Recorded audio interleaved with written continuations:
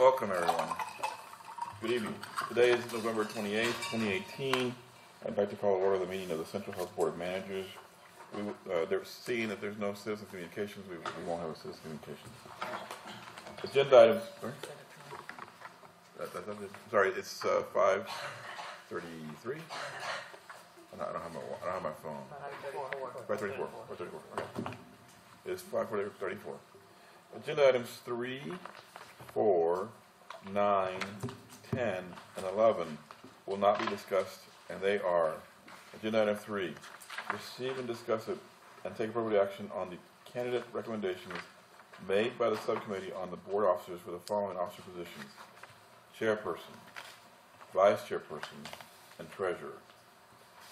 4, agenda item 4, receive and discuss and take appropriate action on the candidate recommendation made by the subcommittee on board officers regarding the appointment of a board secretary. 9, discuss and take appropriate action on the 1115 Medicaid Waiver Delivery System Reform Incentive Payment DSRIP projects, the Community Care Collaborative, including healthcare delivery arrangements and other interrelated community partnerships. Agenda item 10, discuss and take appropriate action on the update regarding Sendero Health Plans, Inc., including the effect of federal legislative and regulatory actions. And 11, discuss and take appropriate action on the Central Health owned property, including the downtown campus and adjacent properties. Yes, sir.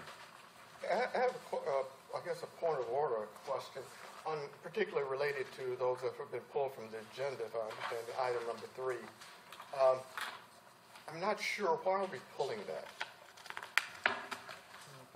We don't have anything to discuss. Right. Well, I was going to, could I make a related parliamentary inquiry? Daniel. On items 3 and 4 on the board officers, is the reason that we are pulling those items tonight that because of our bylaws, we can't actually take formal action as a board on those until December, so to avoid voting on them twice, we'll just bring them up in December. Is that why?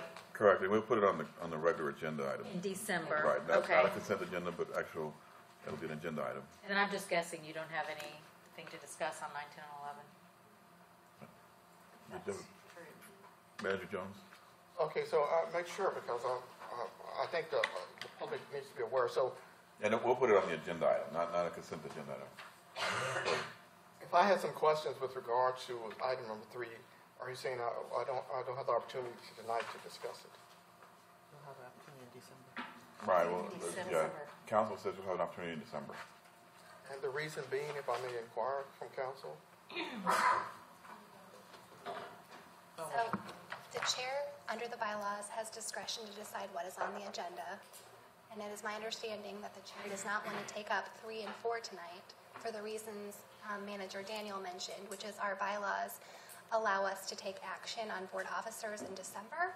And there was a feeling that it would be unnecessary to discuss tonight and then discuss again in December. But if the board chair would like to reconsider that, he may allow you to pull it off of the consent and put it back onto the regular. Okay, but the reason it is not being discussed is because the chair, under his discretion, has decided not to have it discussed tonight. That is correct. Okay. But because we council. couldn't take action on it tonight. Right, so we'll be voting on it twice.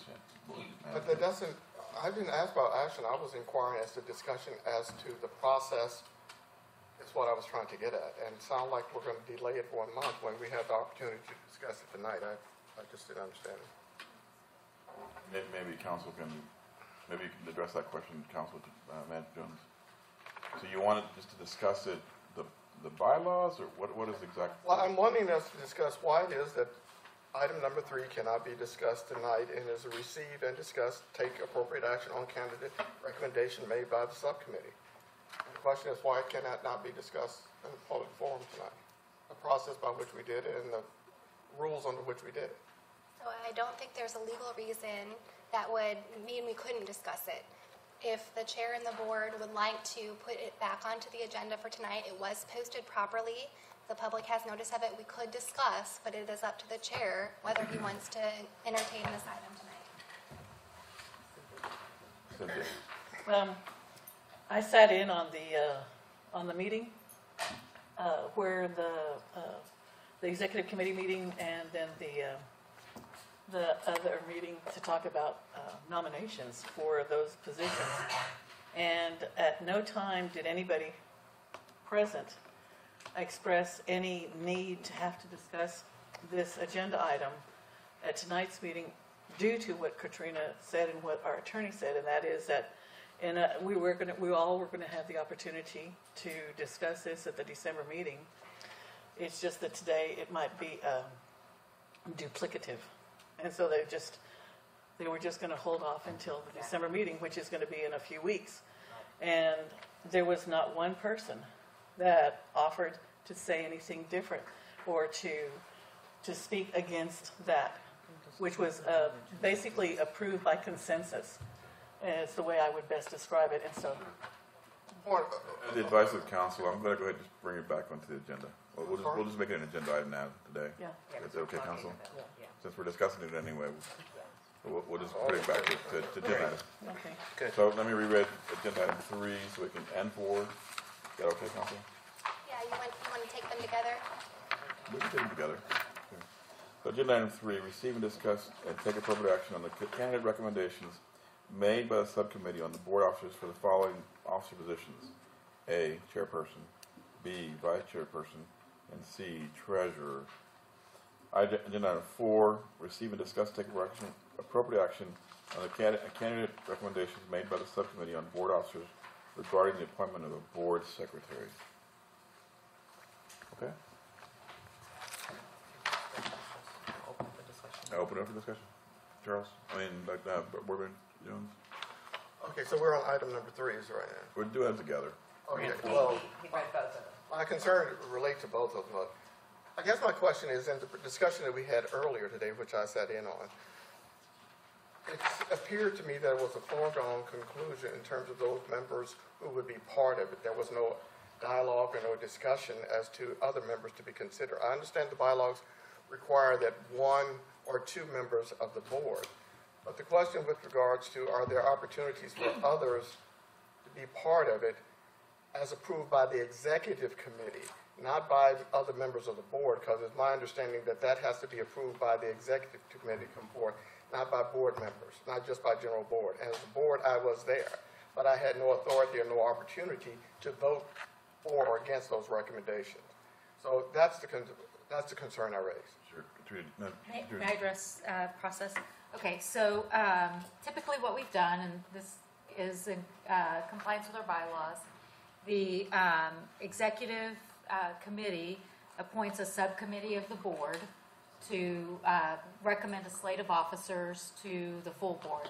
And it's at the full board meeting where all of the board members would be able to discuss any of those recommendations. You could make alternative recommendations at that point if you wanted to. But that's where the full board would discuss it. So what happened this year, the executive committee met at 4, and Dr. Zamora brought forward a recommendation for a nominations committee or a committee, officers committee, something like that. And our bylaws state that the outgoing chair, which is me, because I was the last person who was chair before our current chair, chairs that committee. It has to, the subcommittee, we have to have one person from the executive committee or the officers to serve on that committee, and then 2 other board members serve on that committee. So we had those board members, so it was myself, Dr. Zamora, Manager Greenberg, Dr. Bell. and Dr. Bell was on the nominations committee, or whatever we called it. So right after that committee was appointed, that was the only action that the executive committee took. We convened the nominations committee, and this is in keeping with what we've done every year. I spoke, I chaired the meeting, so I convened the meeting, I spoke, and I recommended, as also has been a fairly regular practice, that we keep the same slate of officers that we had last year. So typically what we've done is that officers' terms are 1 year, but as a long-held practice with very little deviation, we've typically asked those officers to serve a subsequent term as well. So I moved that, sort of in this same fashion that it's posted here in two separate motions, that ultimately we would have the same slate of officers. So I made the motion, we had a second, we opened it up for discussion. There was no discussion. Nobody made it. Anyone who was on the subcommittee had an opportunity to make an alternative recommendation or nomination. No one did. So the subcommittee voted to recommend to the full board the slate of officers that the current slate of officers. So we went on to discuss that our bylaws won't allow the board to take action on officers in November. The board can only take action on officers according to our bylaws in December. So it didn't make sense. So the committee, the executive committee met, the appointed subcommittee met. They made a decision. They made a recommendation to the board. And so it didn't make sense to discuss it 2 months in a row when we could only take action in December. So the opportunity for the full board to discuss, anybody who wasn't on the subcommittee, is when we post the item for action. Everything you said, I knew I sat in and heard. Yeah, but I didn't, No, I obviously, yeah, I understand. know you sat For the- through that. for the I benefit. wanted to make it But clear my to question everyone. goes to, is that it was the executive committee that did this. The executive committee So, formed a nominations committee. It's a subcommittee of the board Right. that's fairly well prescribed in our bylaws. That committee met right after the executive committee met. So the executive committee met, formed the subcommittee, adjourned. The subcommittee convened, recommended a slate of officers, voted on that, and adjourned. okay, so the recommendation of the slate of officers is a question to whence I'm going. Was there any discussion, any input, any opportunity at that point Yes. to do anything? Yep, we opened the, By non-executive committee members? yes, there were two members who was on the, so our committee, I'm not an executive committee member. How about that? Okay. But you're on there because No, you're I'm the not. previous chair. I'm not on the executive committee. Are you not part of the nomination process? That's not the executive committee. I It's a understand. subcommittee that's appointed by the executive committee. The discussion that went on is what I'm saying, is that it did not have the opportunity for those to weigh in on the selection of the slate of officers. I'll say two things to that. One, anyone who was appointed to the subcommittee could have raised a recommendation for someone else, and that it just didn't happen. You were there. There was. Not on the so- I'm just saying that you were there to see what happened. Right, I'm not. However, I will say that both the executive committee that appointed the subcommittee and the subcommittee that met, I don't have all the materials, but there were open meetings. They were posted with the county in the same fashion that all of our committee meetings are posted. And what has typically been our practice and was no different from these committees is that anyone who's present, while you may not have authority to vote, you certainly could have raised an issue and discussed it. That opportunity was provided, not to my knowledge, understanding. I sat there, I observed. I I chaired the meeting for the subcommittee, and after we had a motion and a second on the table, I opened the floor for discussion. There was no discussion. Right, and that lasted all of about 5 minutes, if I ran it that long. I mean, how long do you wait when nobody raises an issue before you go ahead and take the vote? Because no one, as a board member, I was not part of that committee. Right. So my understanding was I had no opportunity to discuss during that process. So you understand, I would think, having been on the board, for maybe 2-3 years now, That, No, he's Or the a year, newest maybe. member. a year, He's okay. the newest member. But I think you know it is the practice of our committees that they're posted publicly and that we notify all board members of the meetings, any committee meeting, whether you serve on the committee or not, and you can show up and you can participate. That was not my understanding in the meeting today. That's Of why I committee sat there. meetings, In that committee meeting. it was no different than any other committee Well, meeting that that was we have. not my understanding, so I sat there quietly, heard the discussion. It lasted all of about 15 minutes, if at all. So, I mean, I just raised the question of the You do also have an opportunity to process. vote, Oh, yes, I or know. make another nomination, right, bring forward somebody else.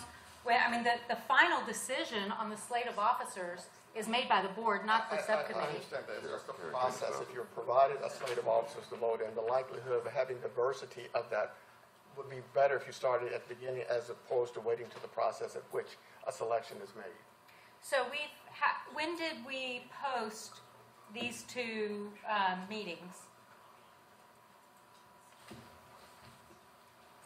What was the question? I'm sorry. When were these meetings posted?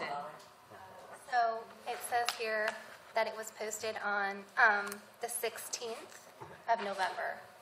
And even if you thought, I'm not sure why you would think you couldn't participate in a meeting, in a committee meeting tonight, when it is our practice as a board that any board member can participate in a committee meeting. But even if you thought that, you would have seen when the meeting was posted, we've discussed in the board meeting that this process was coming up. I think you would have known, as the other board members knew, who was chairing the committee. You certainly could have reached out. I did not have any understanding of the chair's decision to put forth a slate of officers for the discussion. I was not part of that process. Mm-hmm. So my concern basically goes to is the transparency of the process as opposed to who's on it or not. But it wasn't a final decision tonight. It's still going to come before the full board for a vote, as many of our committee, in fact, I think taking something to a committee makes it even more open and transparent, because there's a whole nother opportunity to discuss it again when the board votes on it. I'm not going to belabor it any further. It's just that my question, and I just want it duly noted, that I still felt that that was a process that transparency was not as clear as I felt it should be, or opportunity to. That's all I have to say on Sure, on understood. that. And Manager Daniel's point is clear, Manager Jones, that it takes time to understand the bylaws, and we'll get somebody to work with you to understand the bylaws for the next year. If that was your concern, if you wanted to be part of the nominations committee or be a Transparent. right. Um, Cynthia. Thank you. Manager Jones, I've gone through this is the fourth time that I have been able to participate to the extent that I can in the nominations committee. I'm going to call it the nominations committee. It's something else. And at no time since I have been appointed to this board have I ever been denied the opportunity to participate, whether I'm a member of that committee or not, of any committee. And Katrina was chair when Sherry and I were both appointed. And at all times, we always knew that there was always an understood, if not stated, opportunity for all board members present at any committee meeting, whether they could vote or not, was not the issue. It's they all had the opportunity to have a voice and to say something. And I participated last year, and I'll speak to this specifically, because last year there was an issue with respect to one of the positions. I myself wanted to be considered as a candidate for the board position, and that did not happen. But that doesn't mean that I didn't have the opportunity to self-nominate or to speak during the process. And this is an extension of every year's nomination process. We all know that we can go to the meetings. We all know that we can participate. And we all, at least I thought every board member knew that, because we've done that throughout this year, since you've been on the board. We go to all the meetings, whether we're on the committee or not, and we speak whether we're on the committee or not. And I didn't know that And I apologize personally because I was present also. And I didn't speak because I was not going to say anything against what happened. It was implied and understood that the slate of officers serve normally 2 years. And we're going through the process. If you wanted to participate or say something or nominate someone else, I think that you should have, if you had said something, that your opportunity would not have been denied. But either way, whether it happened or not, that is the normal process. And we always have the opportunity to nominate ourselves or nominate someone else whenever we have that formal discussion and take a vote. So I again apologize. I wasn't on the committee, but I sat there because I knew I had the ability to sit there, and I also knew I had the ability to speak. I just chose not to. And so for the future, please, we will be cognizant of the point that you have raised, because it wasn't a transparency issue. I think it was maybe just, I don't know if it needs to be stated with respect to the process. If I may speak real quick, council reminds me that we will have an opportunity in December to vote, and at that time you can also propose someone else if you'd like to have someone else be an officer, whether it be chair or vice chair. Contrary process, if we've already made a slate of officers. I would completely disagree with that. We have had a number of disagreements among the board on recommendations that are brought forward from committees. As council reminds me, it's recommendation. We still have to, as a board, vote. So, if there's someone... I've made my point. I don't need to be lectured to. I understand that if I sat there, I made the decision not to because it's my understanding I could not. Yes, I've attended other meetings and I've spoken, but this was an executive committee. Look at officers who themselves could be voting on others. So I chose not to. So that was my misunderstanding. But to say that I deliberately sat there, and that's my understanding. So let's move on as far as I'm concerned, because I just wanted to make that duly noted that was a question of transparency. Yes, sir. Yes, sir. Ron, did you have a question? Well, I somewhat agree with Mr. Jones, what he has brought up. To me, I think the clarity of when you're in subcommittees, what you can and what you cannot, and what happens, and if it's, I don't know if I may say, pre-planned, what the committee is. I'm not looking at it in any personal way or anything, looking at the organization as a whole in our process and what we want to move forward. And I don't think his concern is understanding, or his lack of understanding, what the bylaws state and say. It's more of clarity when you're in a meeting. Like I know in subcommittees, if I'm not part of the committee, I cannot vote. I can discuss, but I cannot make a final vote. So maybe as we are moving forward, having more clarity on what we can, we cannot, and if also to bring forth any concerns that we have. That's what I have. Again, as reminded by council, we're going to bring this up in December, and we can have time for more discussion. And if there's someone else who would like to run for an office, we can do that. Manager Oliver? One question, or I guess two questions. So is the executive committee and that subcommittee the exact same members, with the exception of you and Abby on one? Abby's on one, you're on the other? It was in this case, but it isn't always that way. So it's Katrina, Dr. Zamora, Sherry, and Dr. Bell on the subcommittee, and then the executive committee is just the officers. But it isn't always that way. I can't remember what the mix was last year. That wasn't the case last year. Yeah, Well, I can see why that seems a little. And you, on it. both of you were present and engaged in the meeting last year. So just a reminder, our item is not as broad as maybe we think it is. We're discussing the recommendations that were made by the subcommittee this evening, and I've given you a little bit of latitude, but I want to make sure we stay on topic. Can we ask who's on the committees though? Okay. I made the motion, and I appointed Manager Daniel, because she's the outgoing chair, and she should be chair of that committee. I appointed myself and Charles and Sherry because we're probably some of the longest standing members, and that was the chair's decision. So, yes, Vice Chair. I don't want to go with outside the bounds of this item, but it does appear that we need to have greater clarity on some things. So maybe we could work through a situation with Holly or Mr. Giesland where in the future, at a separate time as appropriate, we can make sure that everyone's apprised, and if we need to look at any further clarifications or procedural things that we can do so. Would that meet Mr. Giesland and Holly with your satisfaction as to how to move forward? So within the bounds of the meeting? Sure. Okay. And along those lines, I've made a note for you board members. I mean, everybody would have access to this information, but we'll write it specifically to newer board members. Anytime we have a procedural event coming up that only happens once a year, it doesn't happen frequently.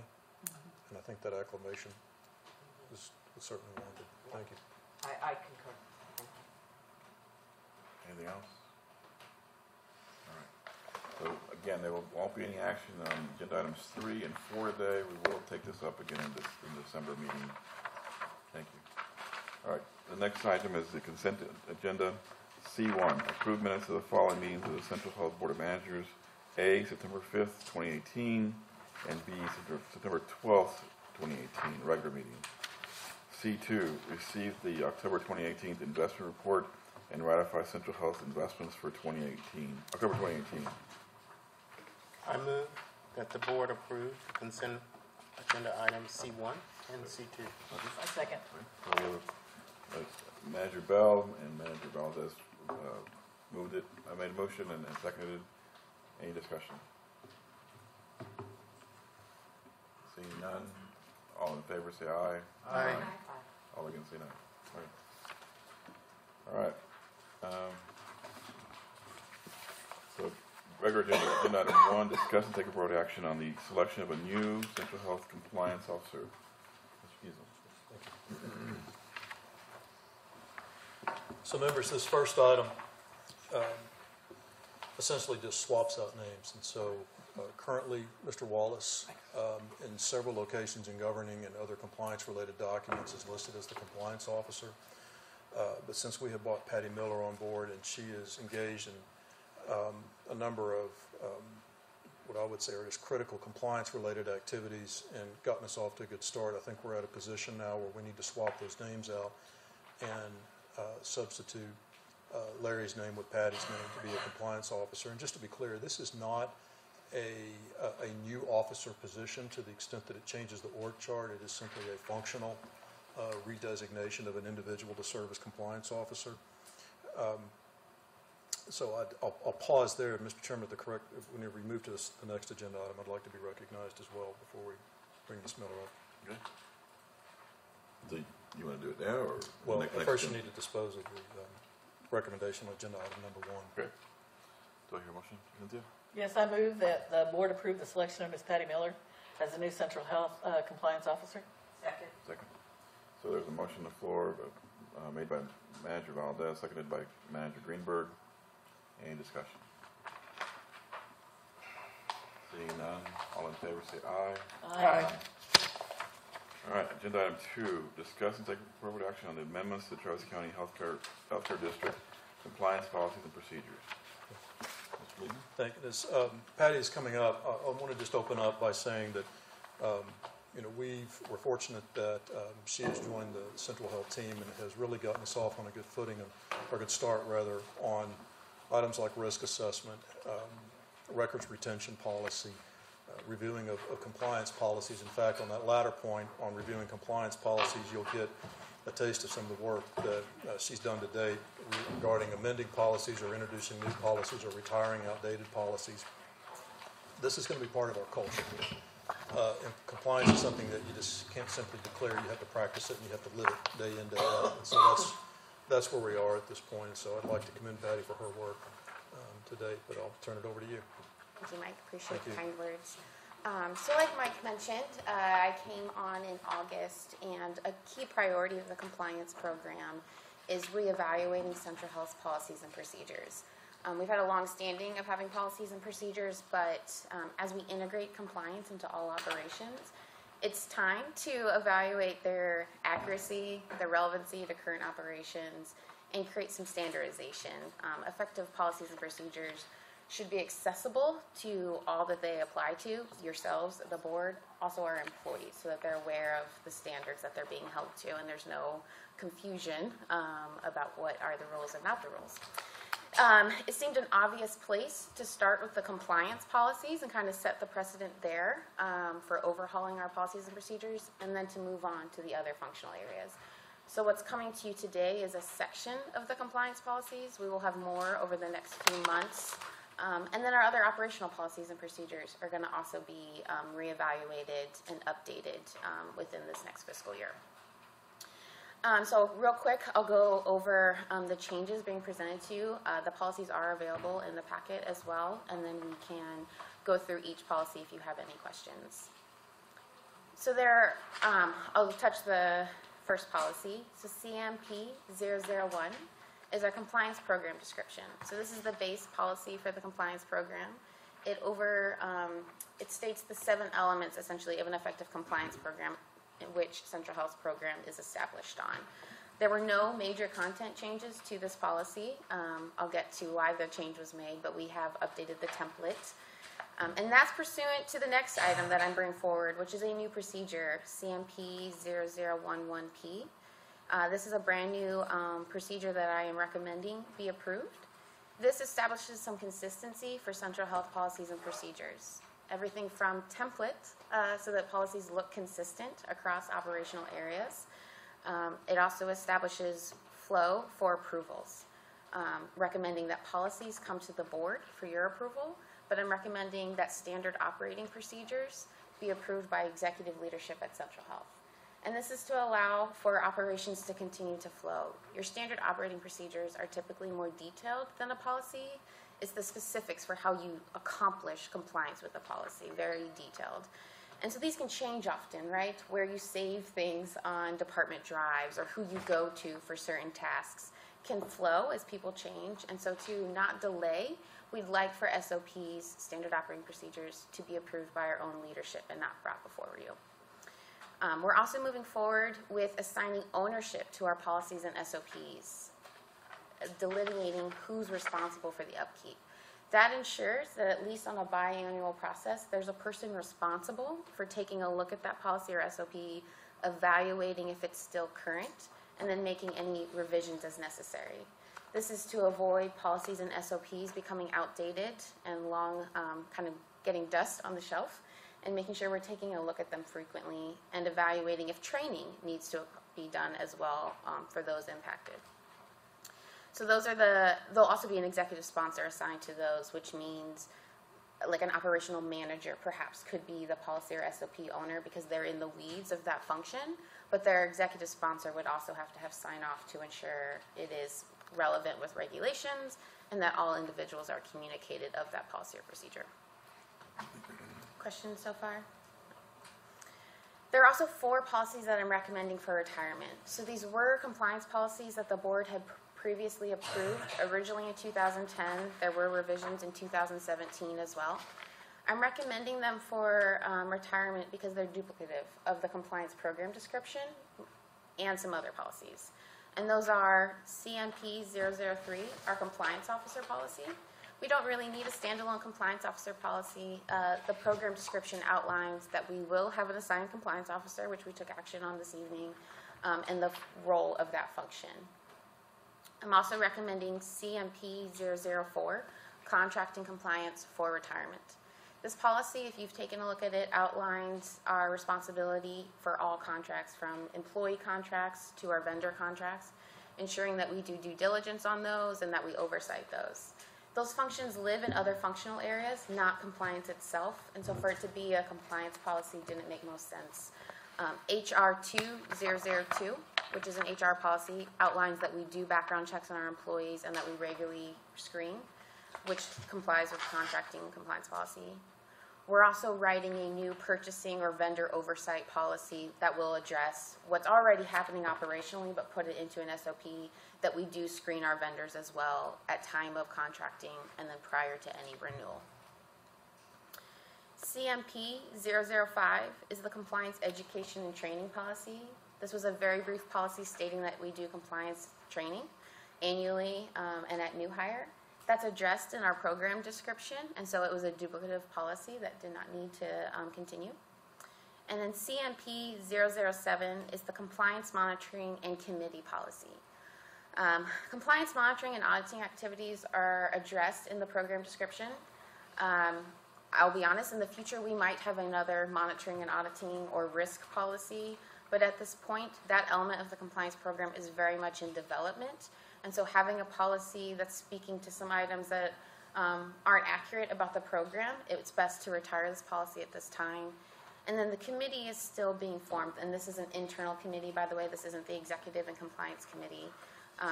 The functions of an internal compliance committee are still in development, and so that's another recommendation for this policy to be retired, is because it's not a current active process.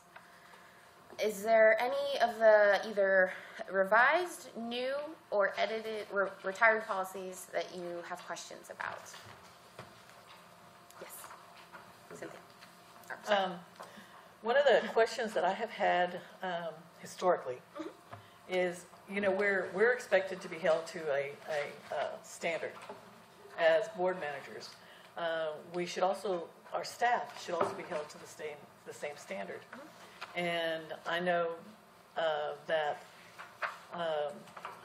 if we have any potential conflicts, it's incumbent upon us to bring those forth to legal counsel and I'm assuming to our entire board, so that we do or do not act accordingly.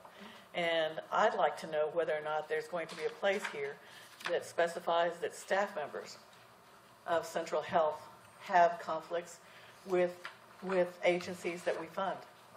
If they sit on boards, or if they get compensation, or if they have any policy-making position. And is that going to be addressed in these policies? Not in the policies presented to you this evening. We do have a conflict and duality of interest policy that's already approved. It is in revision right now, though, and will be brought forward to you in the future. It addresses employees' responsibility to disclose conflicts or duality of interest, as well as the board members. The reason it's under revision is to make that more clear, to your point, and to create a consistent process at time of hire and annually, where employees who have potential conflicts would have an avenue for bringing those forward, so we can make sure it's documented and we can put the appropriate controls in place to make sure that those conflicts do not impact their current day work. Okay, and I think what I'm referring to is the fact that we as a board, will those be brought to us? Because as we go through budget, as we go through funding, making funding decisions, we don't oftentimes know who sits on what board or who has a relationship, either through association or you know, either duality or what, or you know, financial, fiduciary, I have no idea. We don't know that as board members, whether or not there happen to be staff persons that this may impact. And so I'd like to know whether or not, if that's going to be the case in the future, then how are we going to be notified as such? That is not currently being written into the policy, but I will take that feedback and we can confer internally about what that process would look like and what would be most appropriate.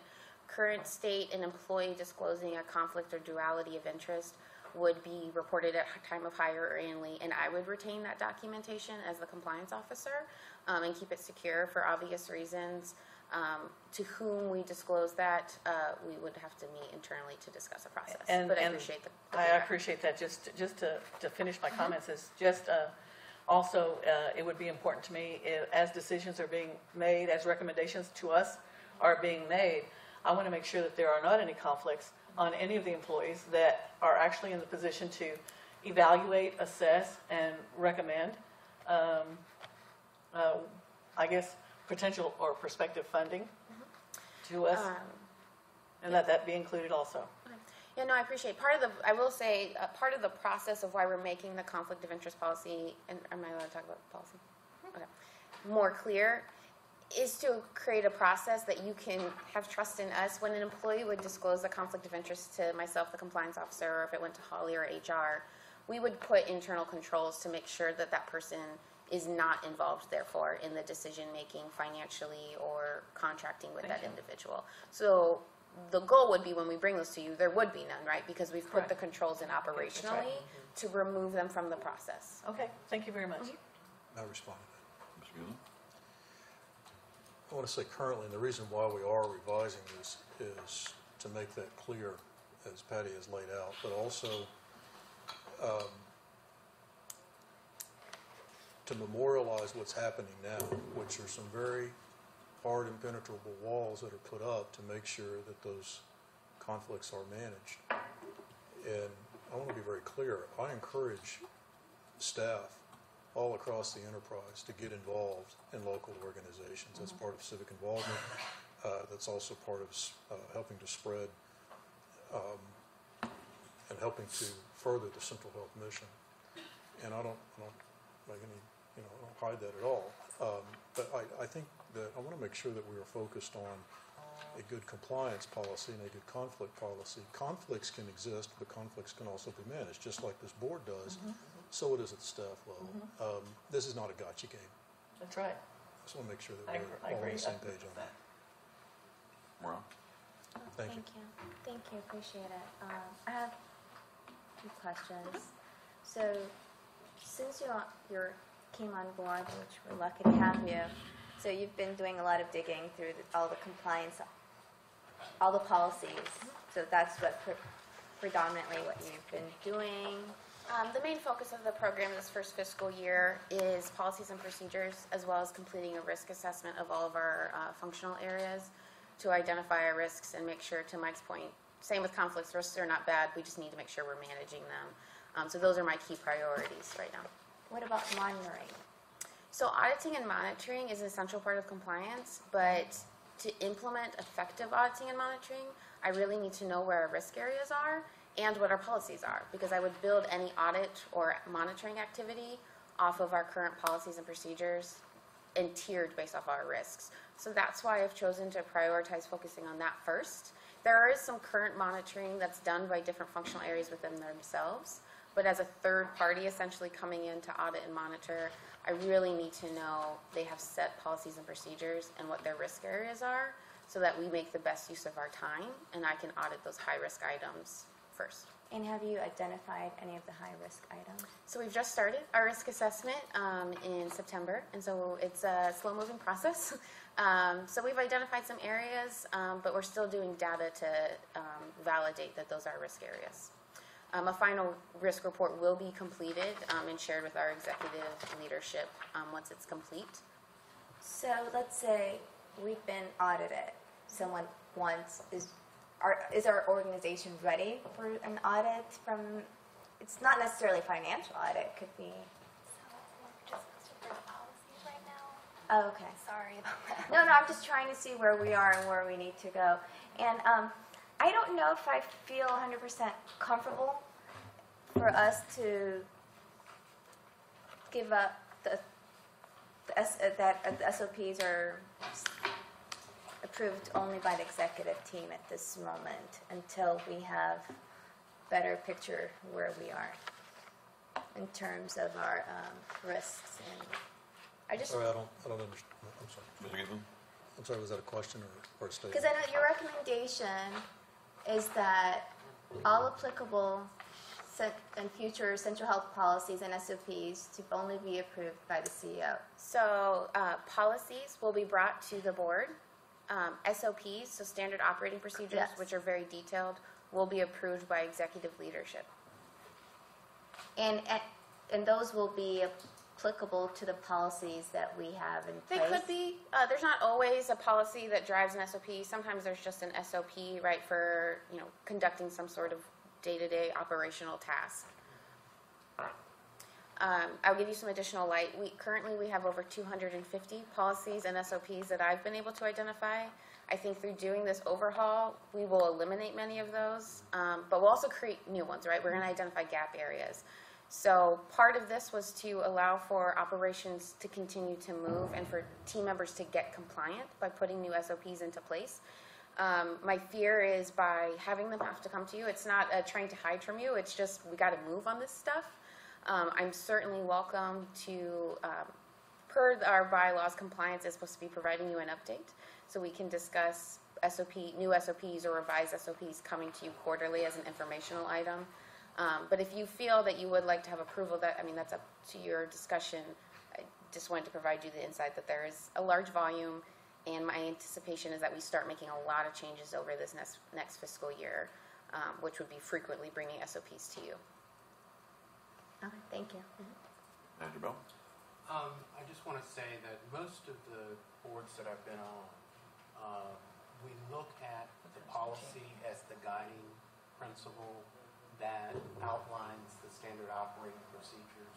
And those standard operating procedures either, like she said, adhere to our policies, or they were developed because there was an issue that there wasn't a policy about, to make sure that, things are handled appropriately. So I'm not trying to argue with you. I'm just saying that I think that the responsibility of the board is to look at this organization from a policy level and to provide Mr. Giesland with the responsibility of operating the organization so that it becomes efficient and complies with laws, policies, and standard operating procedures. Now, that's my opinion, but I just wanted to state that. And piggyback on what you just addressed, so if, let's say, you developed an SOP that you felt that due to lack of a policy in place, I would hope that comes up to us. And as you mentioned, you're going to be providing us with reports. I don't know on how frequently or not.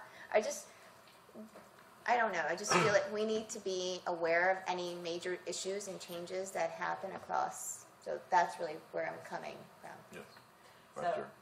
that's exactly what I was thinking, and that is that there are a lot of day-to-day operations that don't rise to the level of policy making, which is our role.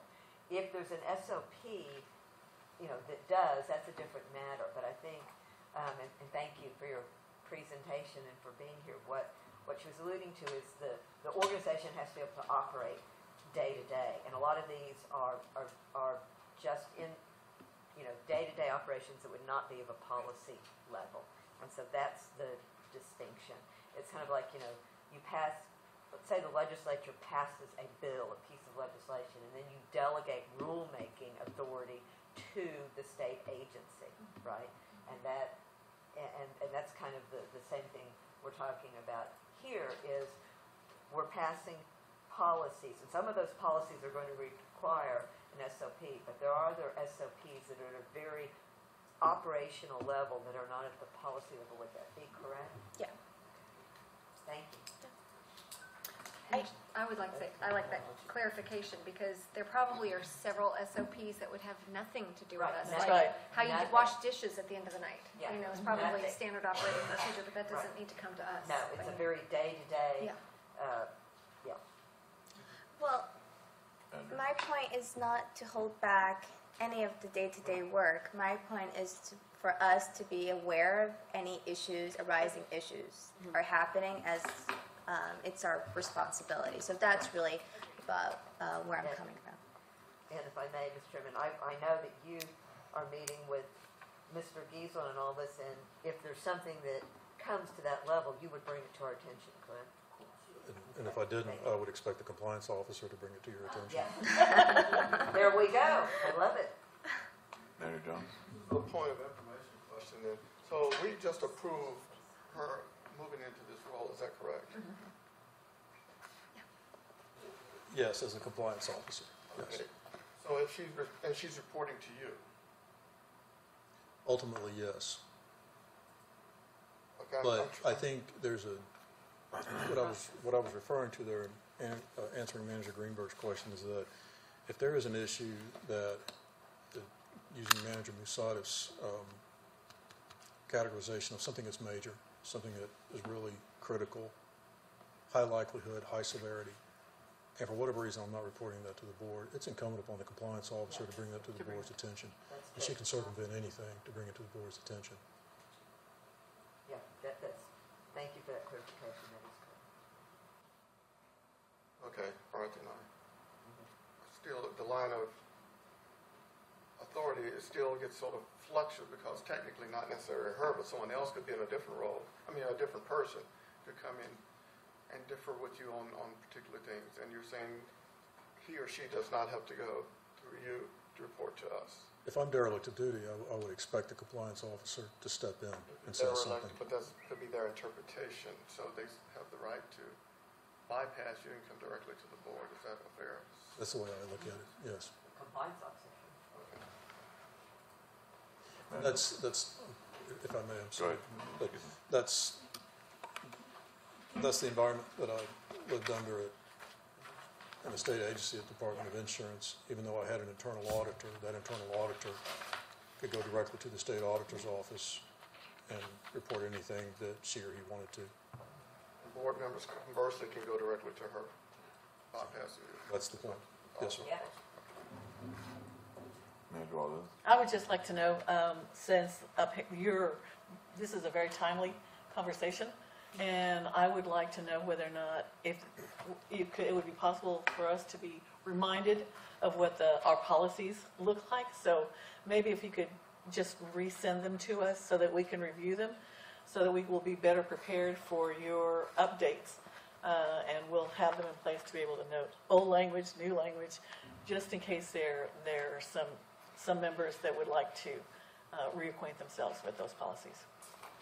Just to clarify, If I may, I think are these resources available on the webpage somewhere? And I'm not saying that we can't So that print we them can out just go for to you. them. No. If we can go to them, just, But I think you're talking about a fairly voluminous Yes, I am. body of I work. know. But I think we'll need to tee you up from time to time, if I'm understanding your question correctly. we can just be told where to look so we Is can that- read them for What's your ourselves. interpretation? which policies are just compliance program Yes. or all central? The compliance policies can be sent to you, yes. Thank you. There's 10. You have the retired one, so I would send all excluding what was provided this Correct. evening. Okay. Manager Blank. Sorry, if you're going to send it, can you just, our inboxes, if it's the big one? Oh, that's right. Yep. Whichever is the most efficient way. To me, I don't feel it's necessary. If there's a policy that I need, I can ask you for a specific, but I don't need the whole entire. So if Manager Valdez requested it, I asked not to be sent the full document to my email. For clarification purposes, since questions were being asked with respect to those, the only reason I said is, I offered that as a suggestion. And they're not easily accessible right now, which is part of what we're working on. The no, I understand that. CMP 0011P establishes a new storage location for consistency's sake, so I'd be happy to send them to you. Thank you. This is an informational item only, no action is required. Agenda item 5, discuss and take appropriate action on the agreement between Sendero Health and Deloitte Consulting LLP for healthcare strategy assessment and service planning consulting services. Mr. Fidel and Monica.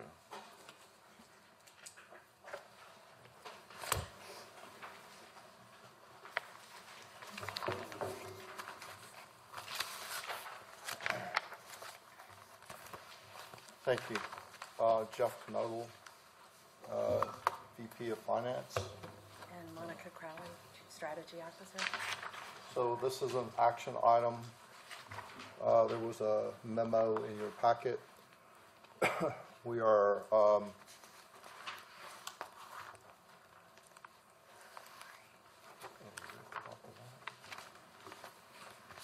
so this is a request of approval of a tri-party agreement between Central Health, Seton, and Deloitte Consulting to assist in developing a partnership framework that achieves strategic, financial, and services alignments with better outcomes for our patients.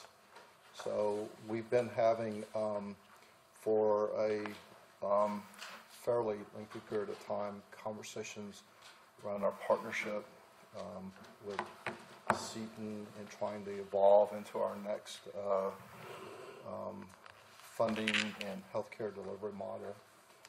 This request is to bring in a expert third party to help us facilitate the process and come to recommendations that we could bring forward to the board.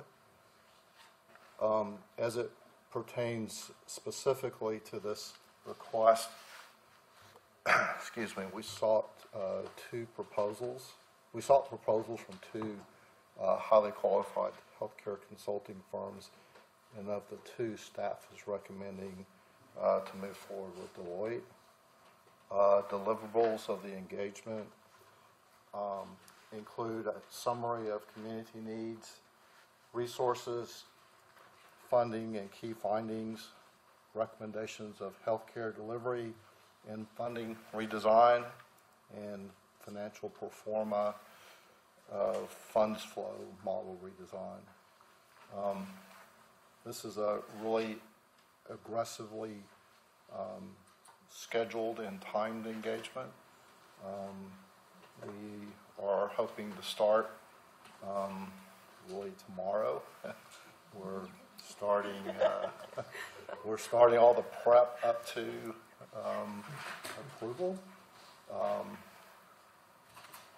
We're hoping to wrap up the engagement in mid-February. So with the holiday season, we feel like that's really aggressive. Both sides, both partners, Central Health and Seton, have made commitments for senior management to be available in the engagement and to be available to the consultants to move the process forward. The engagement, the pricing of the engagement is for an amount not to exceed $300,000 plus reasonable travel expenses. The cost of the engagement would be split. Half would be Central Health and half would be Seton. So from Central Health's perspective, it's a not to exceed amount of $150,000. So I know that was a brief overview. I don't know if there's anything else, Mike, you wanted to add. I would add just the process itself. I think we've had a lot of participation from Seton senior leadership, and there has been a real intent to move forward. And then I'd like to thank Mike Giesling. He's provided a lot of leadership to the process. And I think from Central Health's perspective, and I think Monica would echo this, we're really ready to move forward and to make some improvements to how we deliver health care. So with that, that's the extent of the presentation. We'll be happy to answer any questions. Here, let's get the motion on the floor first. I'd like to move that the board authorize Central Health's president and CEO to negotiate and enter into an agreement with Deloitte Consulting, LLP, for healthcare strategy assessment and service planning consulting services on terms similar to or more favorable than those presented to Central Health. Second. Okay. So I have a motion on the floor by Manager Valdez, seconded by Manager Greenberg. Any discussion? Manager Oliver. So I have two questions. Why the compressed timeline? I mean, is there a reason to have a February? I know y'all said it's very aggressive, and given that it is the holidays, you know, kind of miss out on 2 weeks of the summer. Yeah, well, we may not have 2 Okay. weeks. So we're trying to provide the framework that aligns with both our budget process and with Seton's budget process. One of the constraints we have, their fiscal year end is June 30th. So our October 1 is really for them, it's July 1st. So we're trying to get an established framework put together so that as we move into the budget season, we have something to work off of. And then my second question is, isn't the CCC a 5149 partnership? Yes. Okay, so just a nerdy accounting question. How can you all split the cost equally? How come it's not 5149? For partnership accounting purposes, how can you do that? And I would say this is go ahead. No. Yeah, it's not not just limited to the CCC engagement. It's the broader partnership between Central Health and Seton that includes the CCC. So it's two separate engagements. One is a Central Health engagement, one is a Seton engagement, One engagement. but not by the CCC. Right. Right. Right. Yeah, Central Health, Seton, and Deloitte would be the So three it's not parties the of the CCC. agreement. Got it. Okay, that's how you get around Right. it. Yes. Okay.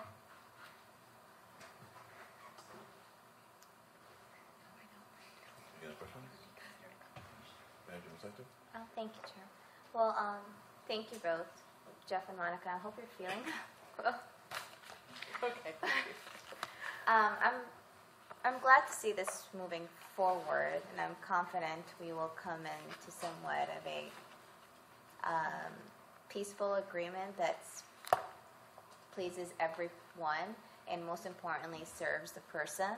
And I think that's where both parties' hearts are, and really working to improve their health in whatever it takes. And I'm confident with you too that we are moving in the right direction, and we look forward for a better collaboration between the two and better transparency on terms of who does what and what is necessary to be done in terms of allocation of finances and services. So that's really something that matters to us and personally to me, and to knowing who does what and that we are serving the person.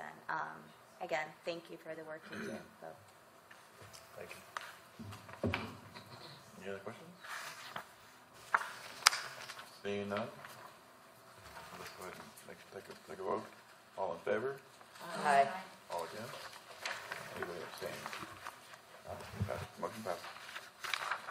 Okay, agenda item 6, receive a report of the October 2018 financial statements for Central Health. Ms. Owen.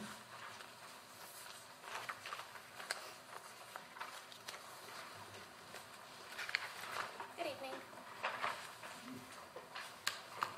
Lisa Owens, VP of Financial Operations. I'm here tonight to present very high-level October financials. As you all know, this is the first month of our fiscal year. There's not a lot of year-to-date. Our year-to-date is our monthly financials, so we're 1 month in. But I do want to hit some highlights with you and make sure you have these reports. So I will briefly go through those and then answer any questions. So just our highlights. Again, these are preliminary. We are in the middle of our financial audit for the component units as well as Central Health beginning in the next few days. And so everything is still preliminary as we look at fiscal year 2018 wrapping up. And so the audited financials will be presented when the audit is complete.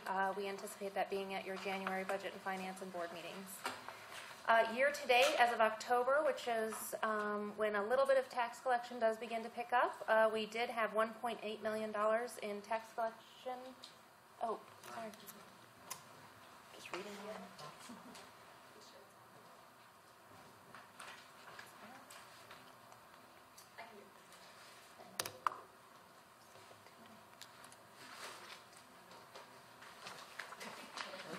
I think if I aim it at Emily.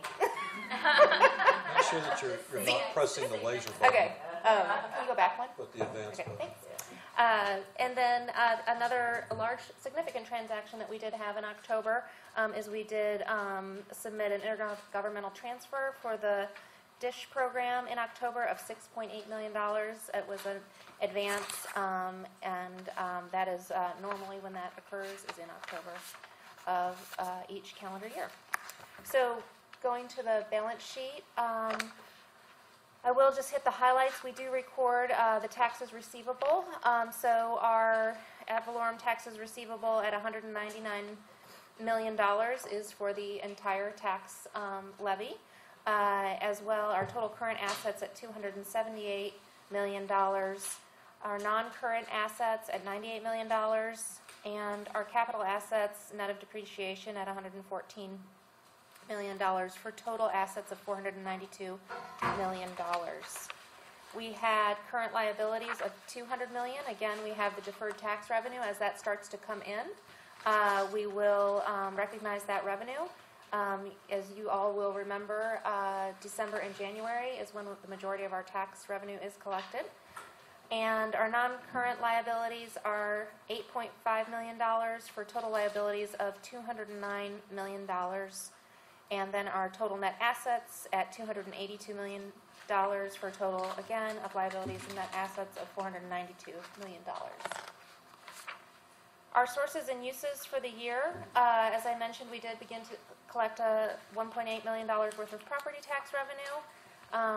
We have lease revenue and other revenue for a total of $2.8 million in revenue.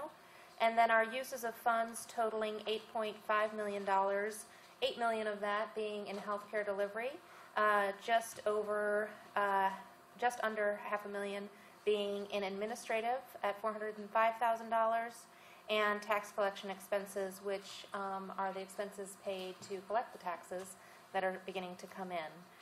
Again, total uses of funds, $8.48 million, and our total sources over uses are at a negative $5.7 million. A little bit more information on slide 6, which is the next one, thank you, is the bulk of our healthcare delivery expense, again, is that one intergovernmental transfer of $6.8 million. We had provider costs of just about $120,000. Our healthcare delivery operating costs at just over $550,000.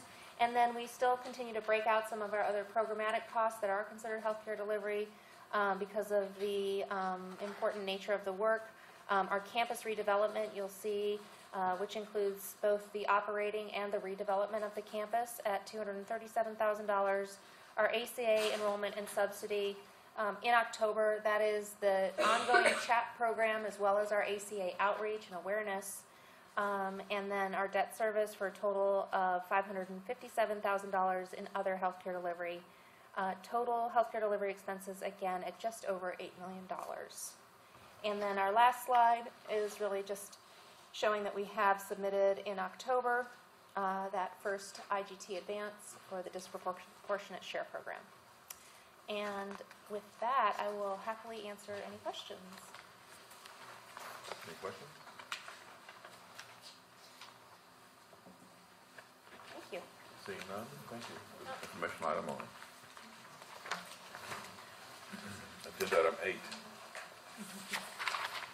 Oh, sorry. Agenda item 7. Receive and discuss reports from the following board committees: Budget and Finance Committee. We had a very good meeting, our last Budget and Finance meeting, and we did not have many action items, as you could tell by our consent agenda. And so we have a number of discussion items to come up regarding different entities at our next meeting. Thank you. Any questions, Dr. Bell? All right. Move on to agenda item 8. Receive and discuss a report from the President and CEO on Central Health operations and current activities, including A, the Central Health Board of Managers' strategic plan and operational priorities, B, an assessment of organizational work, systems, and processes, and C, other personnel matters. Thank you, members. Members, on this report, I'm going to focus on strategy sheets and our dashboards. And as a reminder, you've seen this graphic before that's on the screens, but we get a lot of data from and a lot of information, both quantitative and qualitative, but we feed that into our strategy updates as well as our dashboards. And just to differentiate, dashboards are, think of a car dashboard where you have instruments and it tells you what's happening. How much fuel do you have in the tank? How fast are you going? What are your RPMs? Your strategy tells you is what you thought was going to get you there working. That's your roadmap. And so I think both of these are critical for board functioning. You need to be seeing what it is that we're doing for people, who we're serving, how we're serving them, but at the same time, you need to step back and look at our strategies to ascertain, are they helping us achieve larger strategic objectives? As a reminder, you all voted on a strategic plan in January that had both objectives, July, that had both objectives and strategies contained within that document, and then subsequent to that, you approved a budget with a governing resolution delineating what funds were going to be put towards which strategic objectives. So you're in alignment as far as your documents are concerned. So I wanted to just put the background in front of you. Now, where we are strategically right now as an organization, we're nearing the end of the second month of a new fiscal year. It is the second month of a 2-year strategic plan cycle that's part of a 6-year strategic plan. So it's early yet, no matter how you want to look at it, which time frame, whether you look at it on the fiscal year or our strategic plan cycle. But there's a number of activities that are underway. We're focusing on Eastern Travis County and Brackenridge, one, because there are significant deadlines that we've imposed upon ourselves, but also that are imposed contractually that we want to make good on. We are undergoing end-of-year evaluations. We are realigning our operational priorities. That's the basic blocking and tackling that every organization needs to do and do well in order to be effective. So there's a lot going on behind the scenes that's not necessarily reflected in some of what you're going to see tonight. First, we're going to take a look at strategy sheets. So the strategy sheets are in your member packet. And I want to explain how to read those. We're not going to get into deep discussion on any one of these. These will be run back through the Strategic Planning Committee for further discussion, and rightly so, and questions of management as to why a particular milestone is what it is. Just briefly how to read these strategy sheets. Each strategy lines up with an objective, and this is what you voted on in July, both the objective and the accompanying strategy. And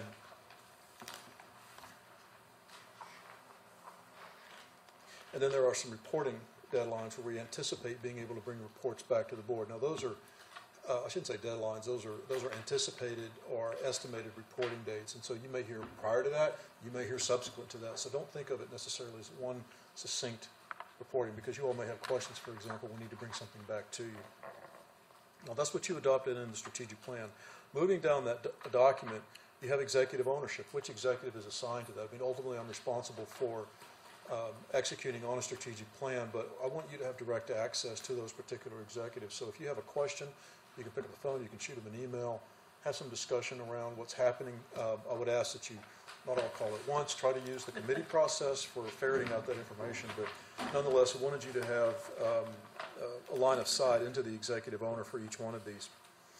Underneath that, you have key milestones. That defines success. So if you step back and look at a strategy and you ask the question, well, how do we know that we're making progress on this? Again, taking the roadmap analogy, you're going to cross certain milestones, and we want to be able to list those. This is as much a management tool as it is an outward-facing document. And so what you're seeing is what we use at the executive level for measuring success and progress on any particular strategy, but it's also an outward-facing document for this board to use, as well as the public. These are going to be made available on the website and used in our community conversations from time to time to be able to show people, hey, this is what we're working on right now.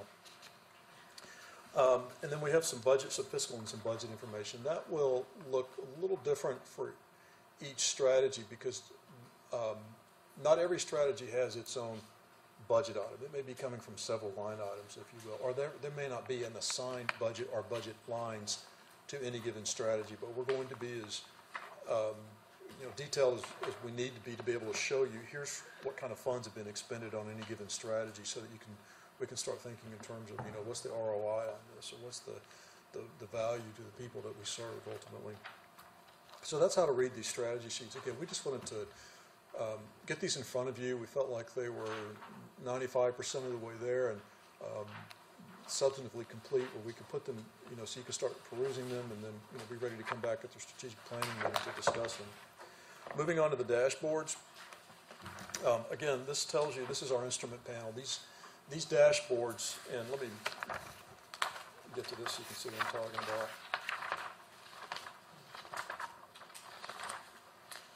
This is the beginning of the dashboard. If you flip through those documents, this is what one looks like.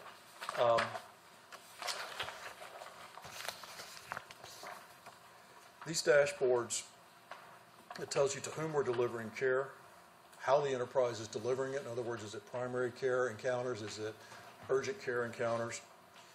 It tells you what the outcome goals are that we've set. Now, a lot of these are these dashboards, and there's a reason why we're just, again, introducing these to you. We would ask that you hold questions. We need to make sure that we have CCC staff and other partnerships here that are feeding into these dashboards to be able to answer some questions. But we wanted to be able to, for example, looking at A1 markers testing for diabetic patients, be able to show you, here's what the outcome is that we've set for ourselves. Now, these are these are long-term goals. These are not the sort of thing that you can correct within a quarter, because you're talking about very large patient populations. I mean, right now we fund care for, well, just in MAP and sliding fee scale alone, you're looking at 95,000 plus individuals. Community care, which is our largest primary care provider, they see significantly more than that if you start talking about all payer streams. But the point is that we have to start setting some markers for ourselves and start trying to achieve those. These were developed with a lot of input from the CCC and based a lot on a lot of the contracts that we have directly with providers. So these are things, for example, if you go into any of our community care clinics, I know that providers that are treating diabetic patients, that they look at these A1 marker tests, for example. I would suggest lastly that when, as a board, if I were in your shoes, the question is, all right, well, as I'm looking through these documents and familiarizing myself with what's in them and formulating questions, I would want to know, why is it that, I have these strategic plan updates, but then I got these very detailed dashboards. Again, we want you all to be able to see into what's happening with the people that we serve. Where is it that we need to improve upon? Understanding seasonal blips, for example. Why is it that there's a spike in Q2 and then it drops down in Q3? Well, it could be because of the way the billing works. But really becoming very familiar with how care is delivered, not just knowing, oh, here's how many people that we're caring for, but being able to see, having a good line of sight and windows into what is happening with the taxpayer dollars that we spend. So that's an overview of the strategy sheets and dashboards. Again, these will come back before strategic planning. And then as we bring you updates, we'll bring partners to the table, not just one time a year, but multiple times a year, so that you can see how these various partnerships that we formed, which is how we execute our strategies, are feeding into the efficacy and the success of each one of those strategies. That concludes my prepared remarks, and I'm happy to answer any questions. Sure. Vice Chair. I would like to thank you for providing this. Some of you will recall, some of the others who have been on the board even before me, I'd like to thank you for providing this. Some of you will recall, who have been on the board longer, Cynthia with me and some even longer, that when the strategic plan was adopted, I started asking for exactly this type of information, that we need to not just have a plan, but we need to have goals, objectives, strategies, that our budget should be geared toward it, and that we need to have outcome measures. And I know that we will be in Strategic Planning Committee going into more detail, not tonight, but I do want to thank you for providing this. And one thing that I would ask is, as we go along the process in strategic planning and drill down more into these, as we're getting the information and the dashboards, it would be good on some of these if we have benchmarks that we can judge against, right? Mm-hmm. So to know where we start and how is that, not in everything, but in some of these, there are probably benchmarks out there that would be good for us to know. Starting out, this is kind of the industry standard, so to speak. This is where we are, and then if we move the needle, how are we doing? And I think that's an excellent point. And some of these, it lends itself to a historical comparison, but if you flip forward from on the page that you're on, right, and look at the primary care clinical yep. quality. Exactly what I was thinking. So that first one there, you'll see that orange line which shows you what an average is, but then you'll see a target that we want to hit someday, right, soon. And I think not only And I'm asking, does this answer that question about where we can, setting benchmarks, but then setting targets to shoot It, for? yes, it does, but it would also be good, I think, in some of these to know where others nationally stand. What's good, what's bad, what's okay. Comparable national standards? Yes. Okay, Yes. And understood. I don't want to belabor it, but just something that Yes, occurred to me, understood. but I Thank do you. want to thank you for this. Manager Bell? Mike, Yes, sir. are these going to be available online? I mean, can we get this information by then? Some of these are actually currently online now. They're in the library section of the Central Health website. They've been there, and they are, forgive me, I forgot the software, the back-end software on this, but they're updated real time. Okay. Yeah. Thanks. Manager Plaintiff? Yes, thank you. Well, thank you for this. I appreciate it. I have a couple of questions. Now, if we wanted to request a specific disease area data, would we be able to? Well, request, yes. Now, whether we can deliver on Look that's a at different Jason. question, because, a lot of it, this has been, and Manager Greenberger, I really appreciate your comments, but this has been a team effort, and Yes. The it's, whole there team, I are appreciate it. countless staff within the CCC as well as the CUC and course. community care that have helped pull all this together. We've been very cautious about this, so we will get you what data we have, but if there's discrepancies or we're worried about the integrity of the data, we're going to need to caveat it, because there's a big scrubbing process that goes through to make sure we're not counting duplicates and probably getting into coding issues, and I'm not the data expert here, but there's a whole list of things a checklist that we go through. It's not just a matter of just pressing a button. So we would love to have any requests to not only add to this, but if there's something here that you feel like, it's just irrelevant to what we're looking at, consider this a dynamic dashboard, and you can pick and choose what instruments you want to look at. Okay, that's fair. My other question is, I may have missed. So, our TAC, this is the slide on page 86. Yes. So we're seeing more patients compared to the tax revenue that we're receiving. Who covers that slot? That's my question. This particular graph, that's our leveraging strategy. That's why we're able to take tax revenue and generate that level of output. It's This small margin, who covers it? Because our tax doesn't necessarily cover all That's the right. costs. That's our leveraging strategy. And we first previewed this slide at the Travis County Commissioners Court during the budget development process this past year, and it's what we call the composite slide, where we answer the most basic of questions: what are you getting for the tax dollar? And so if you look at those red bars, what's the color?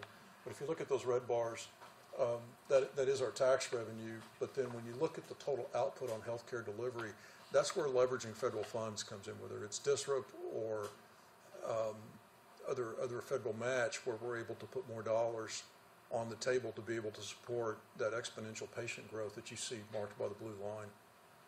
That's the efficiency of our business model. Thank you. Thank you. Manager Jones? This is very good. I really appreciate it. I think it's very helpful. Is there an attempt to look at this in context with the overall impact it has on the population itself? So that we can say, as a result of these investments and these activities, we are seeing an increase or reduction in the morbidity and mortality of our citizens. Yes, sir. And if you look at as a precursor to this, there's a demographics page which shows for the medical access program and sliding fee scale demographic breakdown on age, gender, race, and ethnicity in primary care. This is the precursor stage, and the reason I'm pointing this out is because it's not just we want to look at it population-wide. We want to be able to come back to you at some point and using these breakdown of these delineations show you exactly what you just said, which is what is that mortality rate? Are there other quality of life issues? I know we've talked about patient-reported outcomes, for example. Right now, and I think this is something that we'll certainly have more thorough answer to your question, sir, at the strategic planning meeting. Besides just saying there's data issues, I think it's making sure that we're lining up the correct population data with what we see as our patient population. And I don't know if I'm kind of looking across your shoulder at some staff right now, but if that's a fair characterization, that's really what we have to make sure that we don't misalign the data, because otherwise we'll underreport mortalities for Hispanic females and miss the mark completely. We don't want to do that. But that's something that we wanted to start doing, not only with respect to the numbers, but with respect to any visual map representations that we start bringing back to you, where we need to start talking about health conditions and showing what those mortality rates are. And this is of the population that we service. This is Yes, sir. obviously not the entire population. Yes, sir. This would be the map. What you're seeing now is the map and sliding fee scale. And I think my last question is related to some of what Moran was asking is this zip codable or some way to mark it by areas? It is zip codable. But what we've been doing is looking at it on a census precinct level, and the census precinct levels don't necessarily line up with zip codes very well. Right. But when you, for example, if you think about our demographic report, that's based on a census tract level.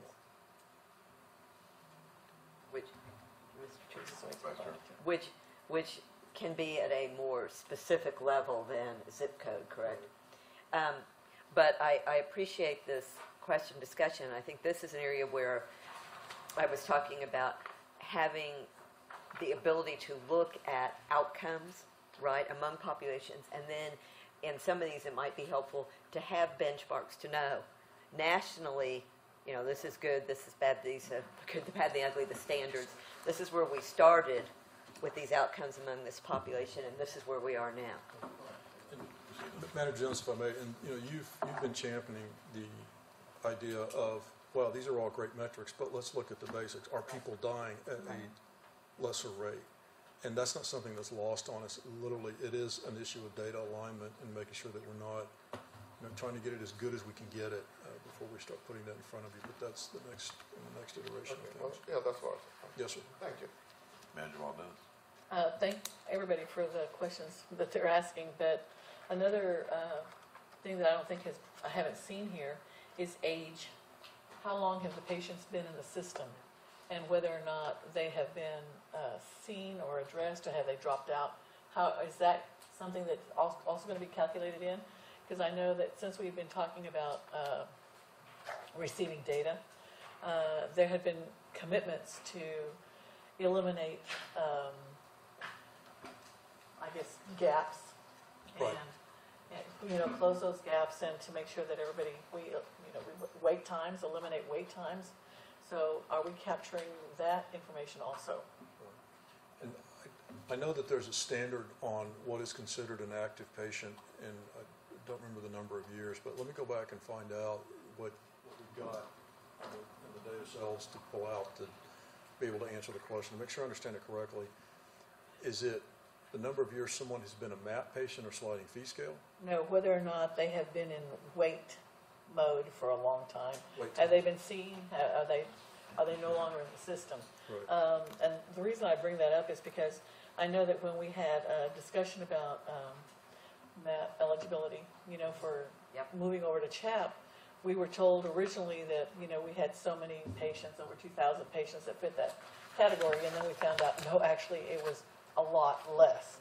So I just want to make sure that we're actually getting an actual count of our patients and how long they've actually been in the system, and whether they've moved on, whether they've been seen, whether they've died. So are we still, because we're never going to be dealing with the same finite population. It's always going to be transitioning. And I think I just want to, I'm looking as far as wait times, because Yes, the wait ma'am. time issue was something that I was concerned about since I came on this board. and I know To that provide the Dr. services Hernandez and and eliminate the wait times. other CCC staff can speak to this in a lot greater detail, but that is something that we are, going through the wait queues to make sure that people that need to be there are there, and that don't need to be there are no longer there. for example, even, it's not just because they died, but because they just need to be referred back to their primary care doc for stronger monitoring. But, so that process is ongoing, and through that process, or in conjunction with that, also defining as best we can, what is the actual wait queue look like? And I think this answers to your question. Under strategy 2.1, which is establish measures and fund projects to improve patient wait times and network adequacy for access to primary specialty care services. Through that strategy, you will have reporting on patient wait times. And a lot of that, it's not just bringing you a number, but it's also bringing you what's the realistic expectation, if you will. So, for example, nationally, and this gets to what you were saying, Manager Greenberg, it could be that for, and I'm just picking a line of service, rheumatology, it's a 45-day wait. And I'm not saying that we need to be content with that, but knowing how we stack up, because specialty care is a shortage nationally. But hence the need to have been able to list it out by diagnosis and Right. around that. So I think that's something that we'll need to, we can report up through the strategy, or we can come up with some kind of composite dashboard. I would just ask that at the strategic planning meeting, you bring that up, and maybe we have some discussion with the actual data crunchers and CCC staff that could better answer your question as to what we can report. Okay, and then one last one, only because I'm just glancing at this.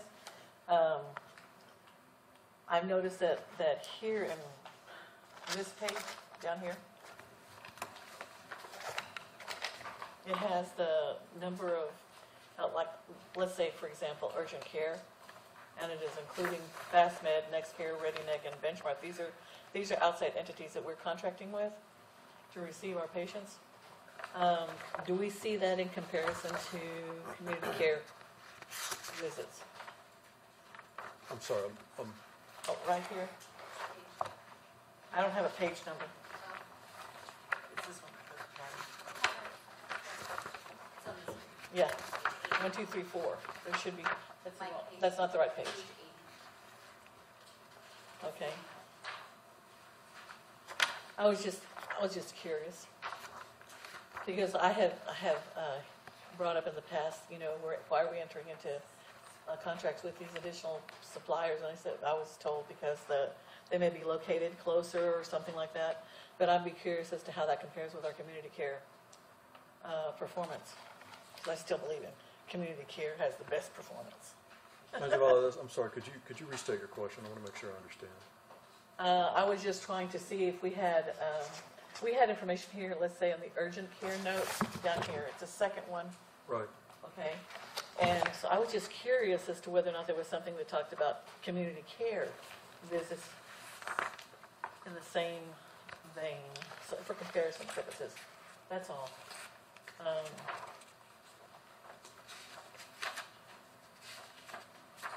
Jason, do you see or understand what I'm referring to? So is there just a comparable number? Is there a comparable? Okay. Is a comparable And I line? don't know the answer A to that, comparable but line. That's something that we can certainly follow Just up on. curious, because we get the outside agencies, and I was just wondering if we had our internal agency. But I think it's also, it would warrant a discussion, Madam Chair, if you permit this, I think before we get into, and this is, I think, important for basic understanding, to understand the difference between, everybody pretty much understands primary specialty care, but understanding urgent care, extended care, there's different modalities in which it's delivered. I understand that. If we could add to that, I think that would help. Understood. Thank you. Thank you. Any other questions? Andrew?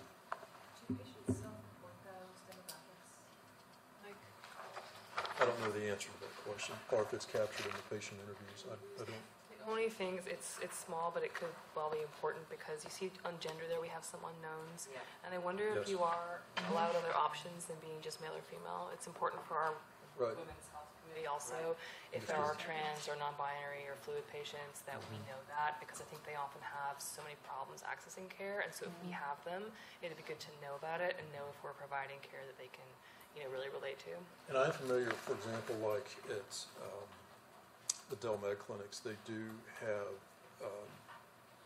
gender identity questions beyond just male, female. So it's how do you identify yourself to be able to capture that information. But I don't know how much of that is self-reported versus captured in some other type of survey, but we can provide some follow-up information. It'd be nice, right, rather than have the unknown category. You see, it's actually broken down by male and female, which is kind of weird, and so nice to know people. Well, let's talk about that. I mean, because I think even what we have on these dashboards, because they are public facing, is important.